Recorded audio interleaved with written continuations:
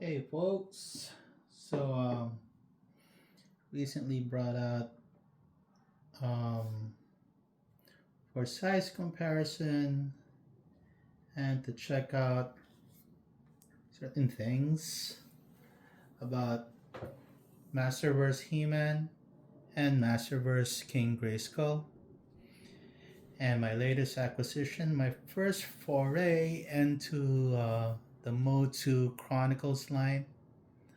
I missed out on the Scare Glow.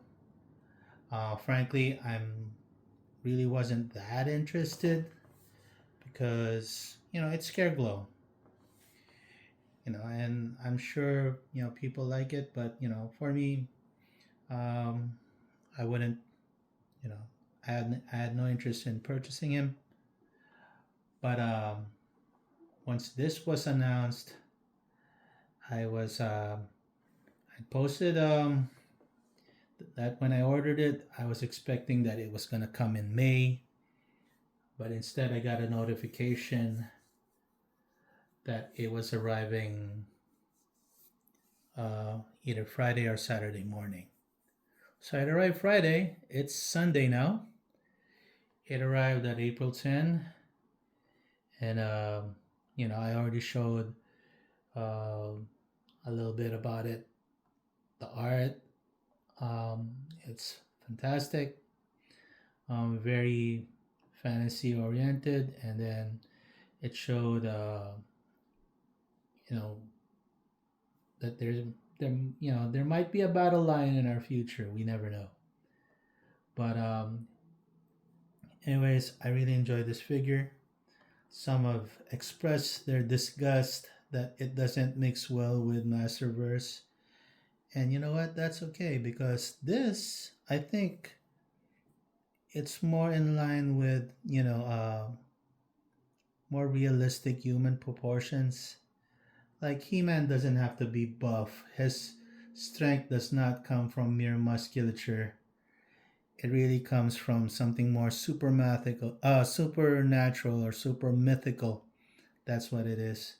That even though you're normal size, or even if you're sized like this, you won't be able to lift, hundreds of tons of weight, strength of a god. There's no such thing. That's why we call them fantasy or mythological beings. Okay? They're science fiction. They're not real. But to me, this is a good way to that it kind of scales with 6-inch figures. It'll be a nice way, because most accessories are in the 1/12 scale, which represents the 6-inch figures. And Masterverse kind of towers over that because they're basically 7 inches. However, if you can see here, um, they're almost the same height anyway, because the Chronicles line has, hip um, joints that can, if you pull it, it kind of snaps. You can hear that snap right there. Kind of makes it a little taller. But in my opinion, it makes it a little bit more unstable when you want to stand it. So I'd rather that, you just push it so that it's, to me, he's just more stable that way. Okay, so I don't really mind, although it's kind of ironic. King Grayskull, the King Grayskull character was actually introduced in the 2000X or 2002 series. He's basically a white dude who was the ancestor to Prince Adam. And what's wild about that is that the next champion in line was Prince Adam. There was no mention of Wondar or uh, whoever Vicron. It was a direct line to Prince Adam. And I mean, if you if you study Eternian history, if your name is Randor, you would have been you would have known about King Grayskull. Except maybe, when they talked about him, he was a mythological being. Maybe there's no, maybe there is, maybe there's no mention about him. Certainly, the Castle Grayskull is made not just to honor him, but it's made to protect the power of the Council of Elders. Um, anyways, I don't want to give away too much lore because, frankly, it's I may be missing a bit of information about it. Anyway, that's comes from the 2002 TV series, and they all have this insignia. Okay, King Grayskull. Anyway, but it's important to note. Maybe I should go take it. I'll grab it really quick. Hold on. Okay, I'm back. It's important to note that the HeMan or the HeMan that's derived from the 2000X line or the animated series, they all have the insignia to Grayskull right here. They all have the same insignia. Okay, here's the Origins 2000X. Just for comparison. Oop! I just said he was more stable, but he's proving me wrong. Whee! Okay. We can set him aside for a while. So all of a sudden, from my collection of, Grayskull champions, the Grayskull Champion Core, all of a sudden the H is not really in the majority. The majority is now in that Grayskull emblem. It's also showed in the shield right there. Certainly showed on his chest, on the chest harness, and the shield. So, I haven't done any research about that yet, but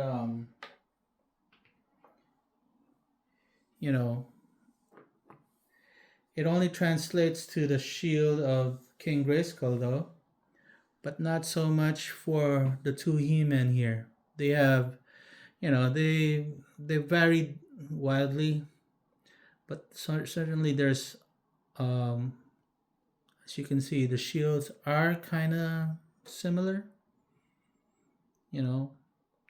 Just this is more round, and this is more flat, I guess. And they're based on each other.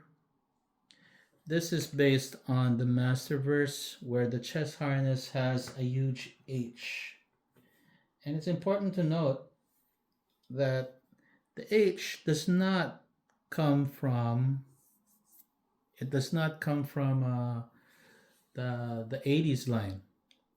The 80s line actually has a red cross, or we call the Iron Cross. Nazis! Is He-Man a Nazi? That's kind of weird, because he's kind of like the perfect specimen of a man, huh? He's blonde, tall, strong, perfect genetics, just like Dolph Lundgren. Alright, speaking of Dolph Lundgren,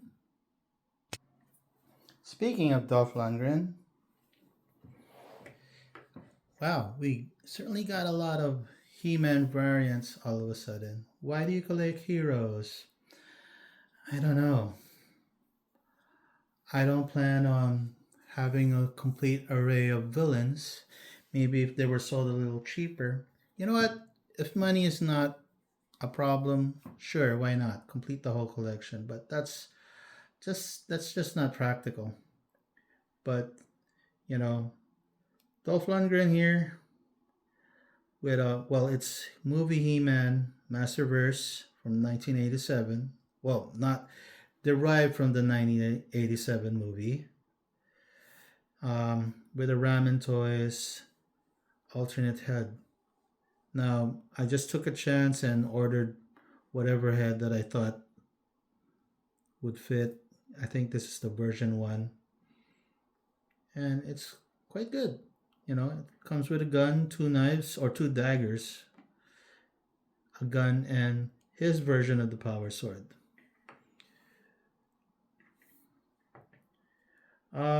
His insignia is quite different because it seems like um, Dolph Lundgren, He-Man, they never made mention, at least in the movie, if he was, if he had an alternate ego, alternate identity as, Prince Adam. So, it wasn't continued in that respect that, we got to figure out if, they weren't able to continue the story. But the Netflix He-Man uh, Revelations and Revolutions paid respect to the lore by including Gwildor and the Cosmic Key, at least in accessory form. This was supposed to be just featuring a few of my He-Man variants, but I might as well show the differences. This is the He-Man. Well, not exactly this. I will show you that guy in a minute. But this is Cartoon Collection He-Man based on the Filmation series from the 80s, 82 and 83, I believe, or 83 and 84, where it's only has that cross.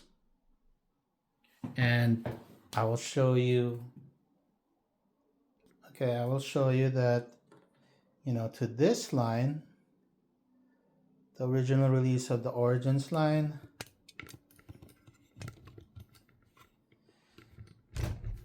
it shows kind of like the vintage head sculpt, but it shows the harness with the red blocks there and the iron cross, or the red cross as I believe it's supposed to be called.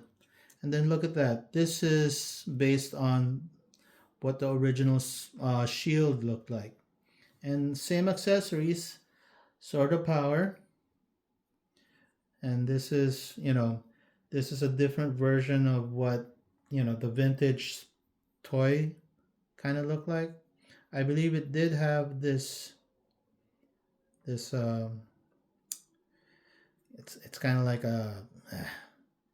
it's an added thing to the sword, but it's supposedly combined with the sword that the Skeletor figure had, and it would combine, and you would use that to form the Sword of Power. But they got rid of that part of the lore because that's just how it is. But King Grayskull, all you guys can move aside here so we can give him the spotlight. King Grayskull King Grayskull pays respect to the lore by showing the two different sides to the Sword of Power. And this is based off of the 2000X line where Skeletor had a sword, and it had, it combines into one sword, kind of like this, but this doesn't combine to anything. But as an accessory, it looks like this. It's very well made. Painted hilts and scabbards and all that. Oh, well, not a scabbard, the handle, I mean. But this is shown in the Kevin Smith version of the lore, the Masterverse, or Revelations, I should say, where they feature this guy, King Grayskull. And it became a plot device in the series. That somehow it became key to returning all the magic back to Eternia. Because if they didn't do that, then the whole universe will suffer, will be blinked out of existence. Okay, so it's interesting that after what, 30, 40 years, we've come to this. There's certainly more He-Mans that I haven't made a priority to acquire, just because I think these are the He-Mans that I prefer. These are the action figures or collectibles that I prefer to acquire. Um,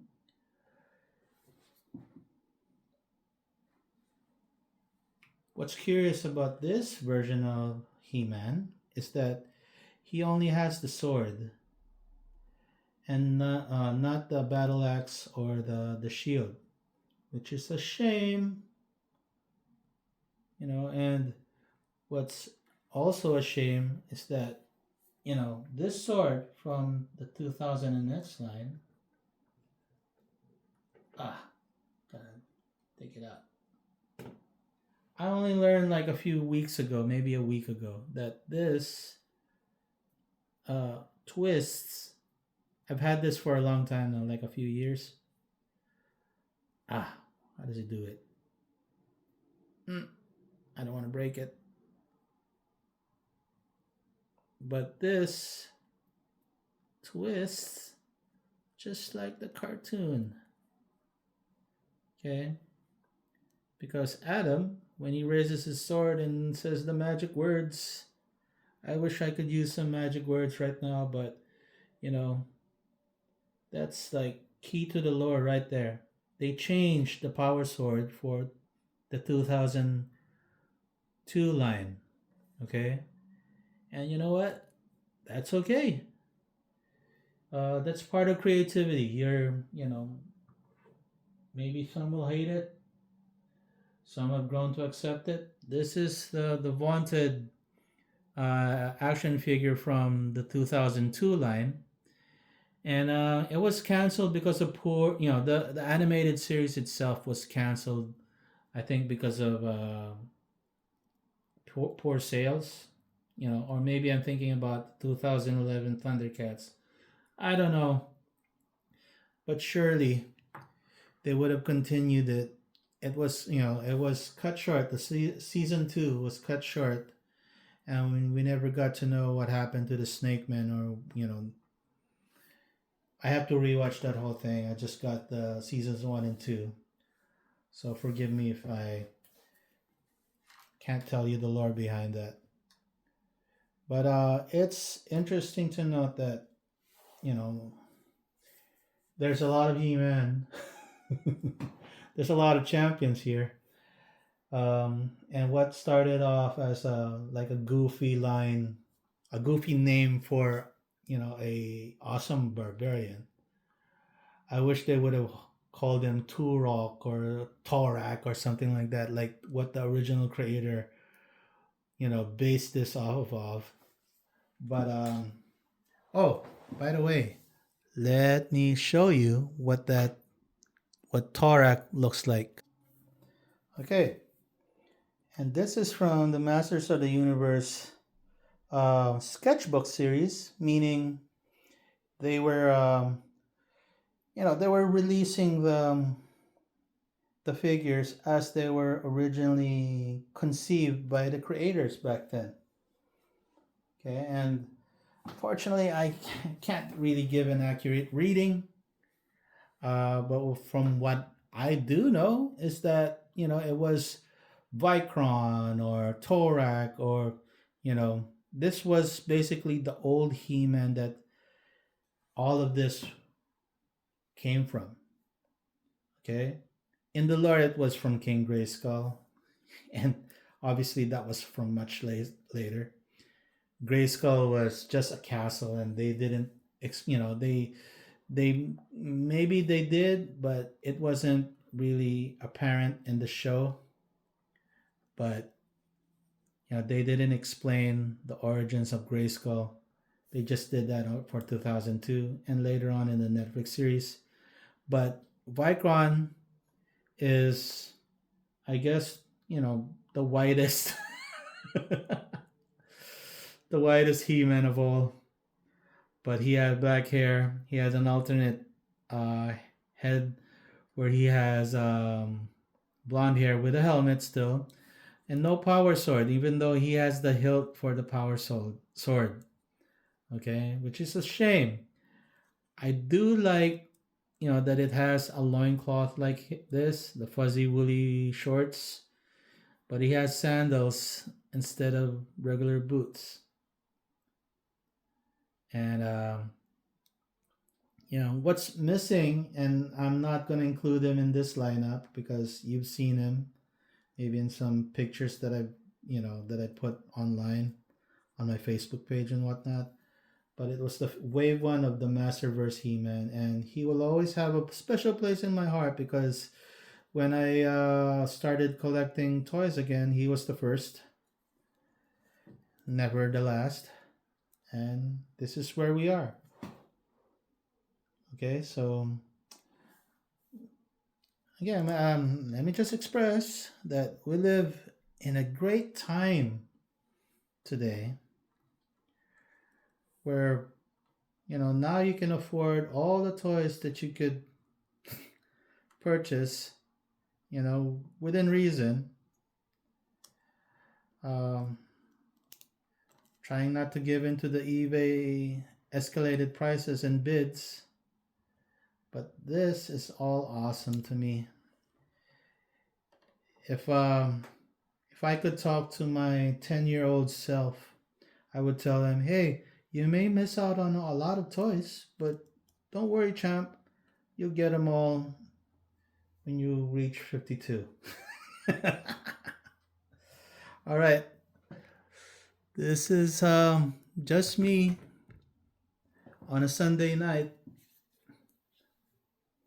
making a video about, part of my collections, the Heroes Hero Core right here, the Heroes of Grayskull. There you go.